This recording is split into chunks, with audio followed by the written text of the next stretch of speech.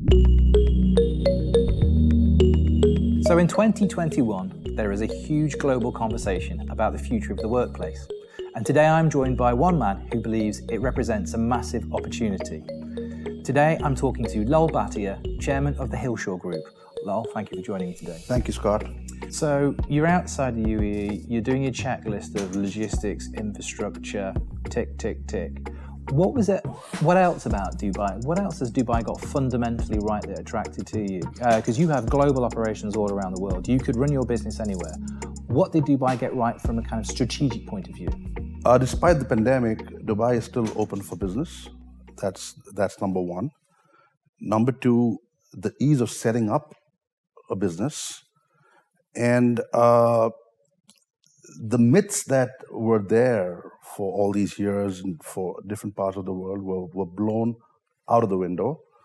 And that's what attracted me to come to Dubai. Tell me about the ease of setting up business, because again, you've got that global footprint. How does Dubai compare to other countries that you've worked in? Well, Dubai, you can set up a business here in 7 days or less. You can get your visa stamped in 3 days or less. Compare that to different parts of the world or different countries in which I do business. It takes months, if not years, to set up a corporation. Forget about your visa status. Things here are very conducive for business. Okay, so you're a multi-million-dollar investor. You've got a big pot to play with. What was it about the marketplace here and the opportunity within the UAE that you saw that you went, that's something I want to be involved in? I think Dubai is undervalued. I think Dubai is not represented the way it should be represented. And I see that as an opportunity for any investor to come in and invest. You've talked about Dubai being open for business. Obviously, coming here as an investor is a big statement of belief in Dubai. You believe in Dubai. Tell us a little bit more about that and the economic fundamentals of this place. In 2017, Dubai had this Vision 2021. Yeah. Okay. In that vision, it figured out that it has to grow from a non-oil economy to an economy that builds on infrastructure, on projects, on healthcare, on tourism, F&B, et cetera, et cetera. COVID just enhanced that and accelerated that whole process. So despite the fact that oil prices are down, it's affecting different economies, Dubai is still doing well. I'm interested when you say that Dubai is undervalued. I mean, there's been lots of talk about the Dubai property market, and there's always different views about whether it's a good investment or a risky investment. You've obviously got a very distinct opinion on that. Tell me about Dubai property. Yes. As an investor, if I have to buy a villa in, say, a different part of the world, it's going to be hundreds of millions. I can get the same thing, if not a better villa, at half the price. And so if you look at that comparison, I think Dubai is undervalued. So we're talking about the future of the workplace, and you and the Hilshaw Group feel there's a big opportunity there. Unpack your investment strategy. What are you investing in? You know, we are bullish on the fact that Dubai is a place to work from. You know, the people are now encouraged to work from home. Yeah. Now, your home is not designed for a husband, a wife, and a child to work in one environment where all three can work in a conducive manner. That leads to demoralization of the employee or the worker who is working from home. It could be a mid-level or a senior level manager. Zoom calls are great. It is great for the first couple of weeks, but then it's getting very boring now. So I think it doesn't make a difference with the way the technology has moved and the way technology sectors have improved things for the workplace.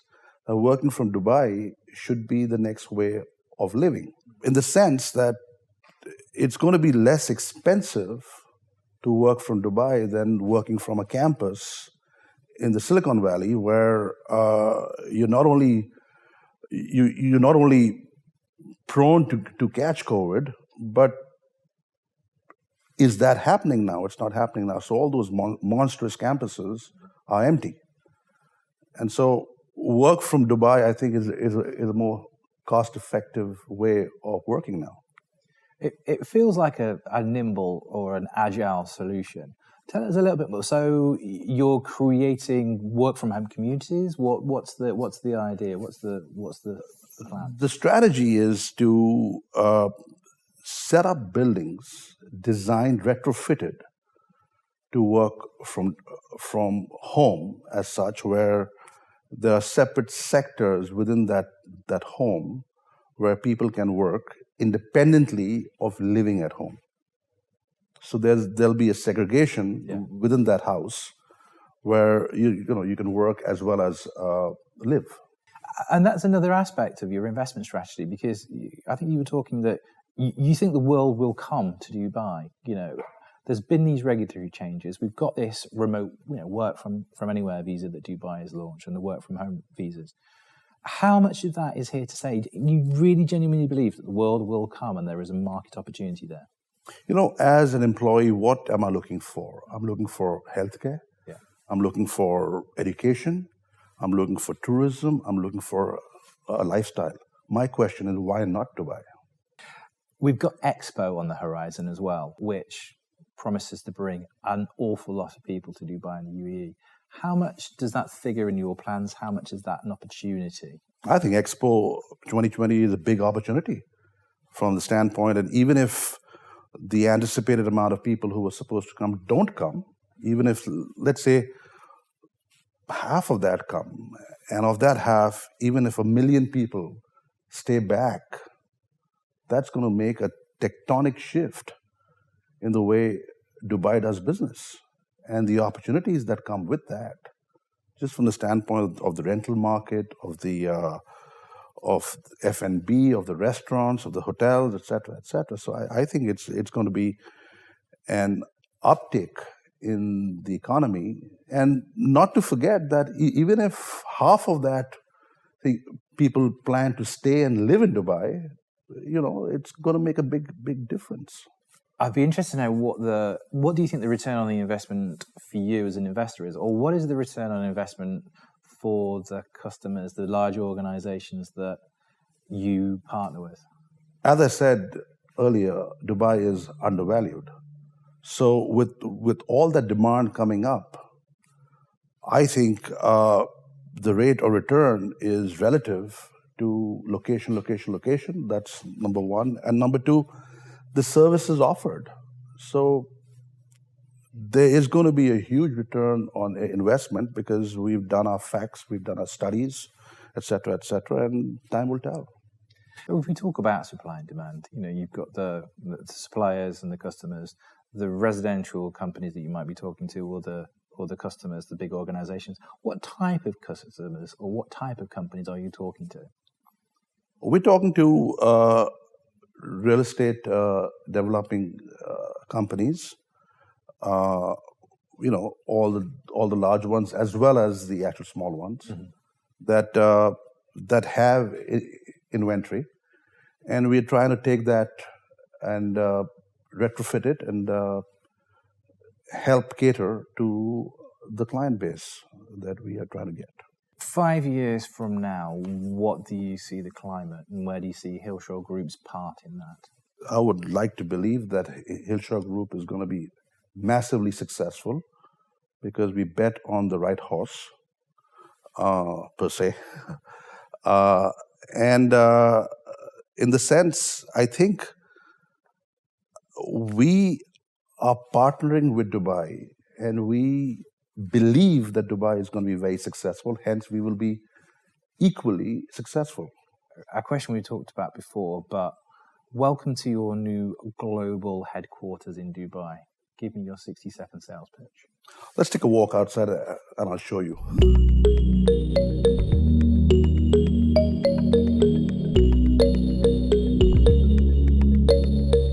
So we're talking about the future of the workplace. When did you, as an investor outside of the UAE, believe that Dubai and all this is the future of your workplace?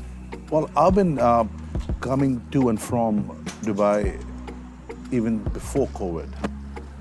But post-COVID, when I came to Dubai, I saw the way that the government has handled it, how safe it is, how the government's no-nonsense approach towards handling the entire COVID crisis has affected Dubai, and Dubai was still open for business. So you talk about safety there, you talk about coronavirus, and obviously stability is important to an investor. Is there anything else that Dubai got right in terms of logistics, in terms of attracting you as an investor to the UAE? Absolutely. Dubai, one of the very few hubs which are open for business. Most of the other hubs are under lockdown. That is the first and primary thought. The second and the most important thought which I had was that while these governments in these different hubs are doling out these subsidies, somebody at the end would have to pay for it. The only way to pay for it is by increasing taxes. And in Dubai, there's no personal income tax. So we're sat by the ocean. We're talking about the future of the workplace. Your investment strategy seems to be focused very much on the fact that the world of work has gone through a paradigm shift, and we won't all be going back to our factories and our big offices. Tell us a little bit more about your strategy around that, your thinking. You know, due to COVID-19, most of the work is done from home. A husband, a wife, and a child has to work from home, whether it's a job or whether it's a school, you homeschool, etc., etc. Homes are not designed for three functioning bodies on three different Zoom calls trying to achieve your goals. Hence, that has led to a clash, that has led to demoralization. So homes now need to be designed where you can work from home in a more conducive environment, at the same time keeping the home life in its proper check. I think if a company or if an organization can retrofit its apartments, its houses, its villas, designed for that, working from home then would become a pleasure, and working from Dubai would be even better. I mean, it's easy to look out at the ocean and think that this is a very conducive place to do work. So I see the appeal from the individual worker's perspective. What's the appeal in terms of the big employer? What's the return on investment should they partner with you? See, for you to employ a person, the normal cost is in upwards of 25% to provide them a workplace. Hence, if you're working from home, there's a cost savings. But there's another non-economic cost factor, that is the factor of demoralization. So if you can create that conducive environment at half the price, why not? Now, you've also, as well as looking at the kind of the accommodation / working requirements of individual employees, you've been looking a bit wider at the market in terms of logistics and the companies that supply those employees. Tell us a little bit more about your strategy there. There's been a tectonic shift in the way people do business, and that shift is towards e-commerce. However, to dovetail on e-commerce, you have to have places where you can store your stuff. You've got to have warehouses. And while the demand is increasing for warehousing, the supply is not matching that demand. So I think that gap is where we plan to come in and hope to fill it. So give me a sense of Hilshaw Group's confidence in the market. What's the size of your investment pot? Our initial investment is 175 million US, and it's in my opinion that's very low. Right. It needs to go up more because the demand is going to increase. The opportunity is there. Correct. What's your message? I mean, you're an investor and you're turning around to the market and saying, hi guys, I've got $175 million to invest. What's your message to the partners that you want to attract? Well, the message is, why not Dubai? It's got the infrastructure, it's got healthcare, it's got its tourism, it's got its structure in place, it's got its strategy in place, and more so, Dubai is safe.